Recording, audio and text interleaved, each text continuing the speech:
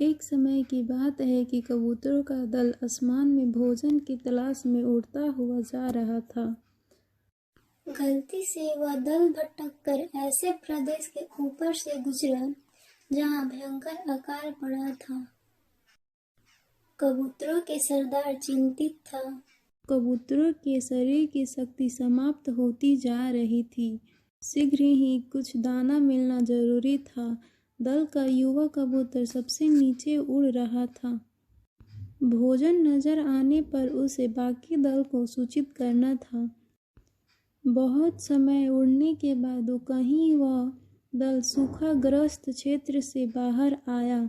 नीचे हरियाली नजर आने लगी तो भोजन मिलने की उम्मीद बनी। युवक कबूतर और नीचे उड़ान भरने लगा।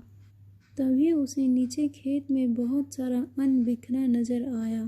चाचा, नीचे खेत में बहुत सारा दाना बिखरा पड़ा है, हम सबका पेट भर जाएगा। सरदार ने सूचना पाते ही कबूतरों को नीचे उतरकर खेत में बिखरा दाना चुगने का आदेश दिया। सारा दल नीचे उतरा और दाना चुगने लगा। वास्तव में वह दाना पक्षी पकड़ने वाले एक बहेलिये ने बिखेर रखा था।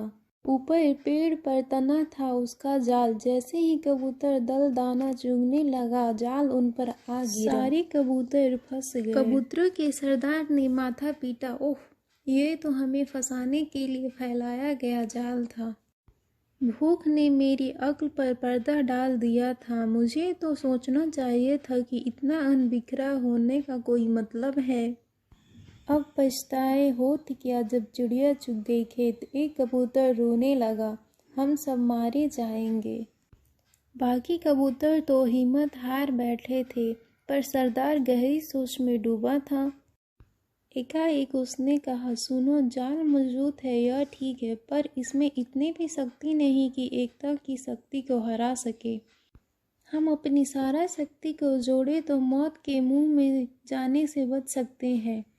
युवा कबूतर फड़फड़ाया, चाचा, साफ साफ बताओ तुम क्या कहना चाहते हो।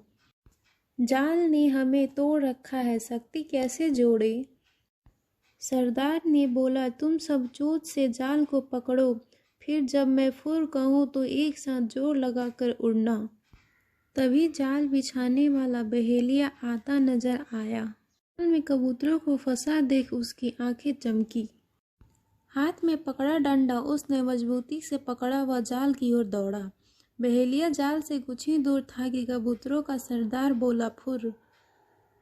सारे कबूतर एक साथ जोर लगाकर उड़े तो पूरा जाल हवा में ऊपर उठा और सारे कबूतर जाल को लेकर उड़ने लगे।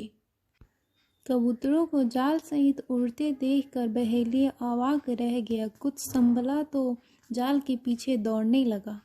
कबूतर सरदार ने बहेलिया को नीचे जाल के पीछे दौड़ते पाया तो उसका इरादा समझ गया।